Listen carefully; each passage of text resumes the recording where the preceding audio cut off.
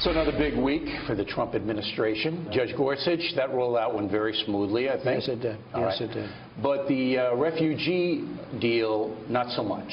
I think it was very smooth. You had 109 people out of hundreds of thousands of travelers, and all we did was vet those people very, very carefully. You wouldn't do anything differently if you had to do it over again? Look, some of your people didn't really know what the order was. Well, that's not what General Kelly said. General Kelly, who's now Secretary Kelly, he said he totally knew, he was aware of it, and it was very smooth. It was 109 people. Let's talk about Iran. Your assessment, do you think we're on a collision course, we being the United States, with that country? I think it was the worst deal I've ever seen negotiated. I think it was a deal that should have never been negotiated. Absolutely, the deal that was made by the Obama administration. I think it's a shame that we've had a deal like that and that we had to sign a deal like that, and there was no reason to do it. And if you're going to do it, have a good deal. We gave them $1.7 billion in cash, which is unheard of. And we put the money up, and we have really nothing to show for it. Possible you tear it up? We'll see what happens. I mean, we're going to see what happens. I can say this. They have total disregard for our country. They are the #1 terrorist state. They're sending money all over the place and weapons, and can't do that. Sanctions, that's how you're going to start with them. Just started. But you're moving a carrier, right? I never talk about military moves. I always criticize President Obama where they'd have an announcement that they're going into Mosul or they're going to someplace, and they give the name, the date, the time. I don't believe in that. So you're not real bullish on Iran at this point? No, I'm not bullish. I think they have total disrespect for our country. And I understand that deal, I would have lived with it if they said, okay, we're all together now. But it was just the opposite. It's like they're emboldened, where they follow our planes, they circle our ships with their little boats, and they lost respect because they can't believe anybody could be so stupid as to make a deal like that. You talked to Putin last week. You had a busy week last week. A busy week, yeah. Busy week and a half. Do you respect Putin? I do respect him. Do you? Why? Well, I respect a lot of people, but that doesn't mean I'm going to get along with him. He's a leader of his country. I say it's better to get along with Russia than not. And if Russia helps us in the fight against ISIS, which is a major fight, and Islamic terrorism all over the world, major fight, that's a good thing. Will I get along with him? I have no idea. He's a killer, though. Putin's a killer. A lot of killers. We got a lot of killers. Why, you think our country's so innocent? You think our country's so innocent? I don't know of any government leaders that are killers in America. Well, take a look at what we've done, too.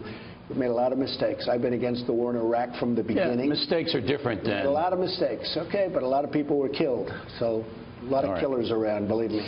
Let's talk about Mexico. There was a report, you talked to President Nieto, and you told him, this was the report, I want to know if it's true or not, that if his army couldn't handle the drug cartels, that U.S. Army soldiers would. Did you say that? We have to do something about the cartels. I did talk to him about it. I want to help him with it. I think he's a very good man. We have a very good relationship, as you probably know. He seemed very willing to get help from us because he has got a problem. Got a problem. And it's a real problem for us. Don't forget, those cartels are operating in our country, and they're poisoning the youth of our country. At this point, do you consider Mexico a corrupt country? Because this stuff has been going on for decades. I love the people. I really like this administration. I think he's a good man. We get along very well. But they have problems controlling aspects of their country. There's no question about it. And I would say the drugs and the drug cartels, #1. Have you figured out what kind of a tariff you're going to levy on Mexico to pay for the wall? Well, right now, it's very unfavorable. Right now, we're losing our jobs to Mexico. You look at the plants. You look at these massive plants. Now, I have to tell you, I've turned it around already. I've turned it around. You see that. Ford has been phenomenal. They canceled the plant. They're building tremendous... Yeah, you intimidated them. No, they're afraid of you. General Motors, as Mary Barra... They're afraid of you. You know these companies. I don't know if they're afraid. No, they want to do what's right. They're going to bring jobs back. They want to do what's right? Why didn't they do what was right in the past? They're afraid of you. Because the wrong people spoke to them. But they're going to do what's right, and they're bringing jobs back to Michigan and Ohio and Pennsylvania and all the places that have lost their jobs. So that's already happening. I think you're going to see a tremendous job growth in this country. Let's turn to domestic policy. I just spent the week in California. As you know, they are now voting on whether they should become a sanctuary state. So California and the USA are on a collision course. How do you see it?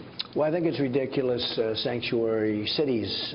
As you know, I'm very much opposed to sanctuary cities. They breed crime. There's a lot of problems.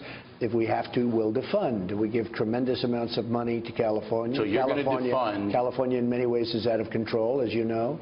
Obviously, the voters agree. Otherwise, they wouldn't have voted for me. So defunding is your weapon of choice. Well, it's a weapon. I don't want to defund a state or a city.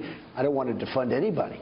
I want to give them the money they need to properly operate as a city or a state. If they're going to have sanctuary cities, we may have to do that. Certainly, that would be a weapon. Is there any validity to the criticism of you that you say things you can't back up factually? And as the president, if you say, for example, that there are 3 million illegal aliens who voted, and then you don't have the data to back it up, some people are going to say that's irresponsible for a president to say that. Is there any validity to that? Many people have come out and said I'm right. You know that. I know, but you got to have data to back that up. Let me just tell you. And it doesn't have to do with the vote, although that's the end result. It has to do with the registration.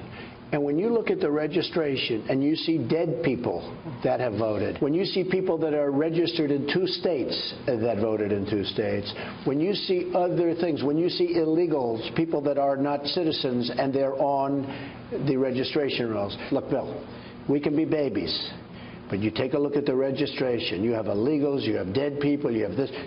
It's really a bad situation. It's really bad. And so you think you're going to be proven correct in that statement? Well, I think I already have. A lot of people have come out and said that I am correct. Yeah, but the data has to show that 3 million illegals voted. Forget that. Forget all of that. Just take a look at the registration, and we're going to do it. And I'm going to set up a commission to be headed by Vice President Mike Pence, and we're going to look at it very, very carefully. Well, that's good. Let's get to the bottom of this. 2017, can Americans expect a tax cut? I think so, yes, and I think before the end of the year, I would like to say yes. Okay. Can Americans in 2017 expect a new health care plan rolled out by the Trump administration this year? Yeah, in the process, and maybe it'll take till sometime into next year, but we are certainly going to be in the process. Very complicated. Obamacare is a disaster. You have to remember, Obamacare doesn't work. So we are putting in a wonderful plan. It's statutorily takes a while to get. We're going to be putting it in fairly soon. I think that, yes, I would like to say by the end of the year, at least the rudiments, but we should have something within the year and the following year. All right, last question. You get 4 hours of sleep or some crazy thing like that. When your head hits the pillow, do you ever say to yourself, I can't believe I'm here. I cannot believe that I am the President of the United States. When I wasn't a politician, I didn't start out this way. That wasn't my life goal. Does that ever come into your mind? Well, I must tell you, the other day I walked into the main entrance of the White House, and I said to myself, this is sort of amazing. Or you walk into Air Force One. It's like a surreal experience in a certain way, but you have to get over it, because there's so much work to be done, whether it's jobs or other nations that truly hate us. You have to get over it. Football, how do you see this game?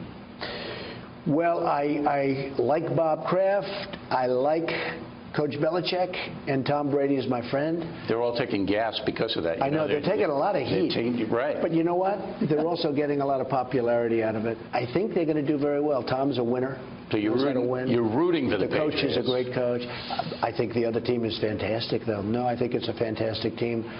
It turned out to be a good quarterback. But, you know, there's less pressure on the Patriots because they've been there. You know, once you've won, once you've done it, and they've done it, once you've done it, there's a lot less pressure.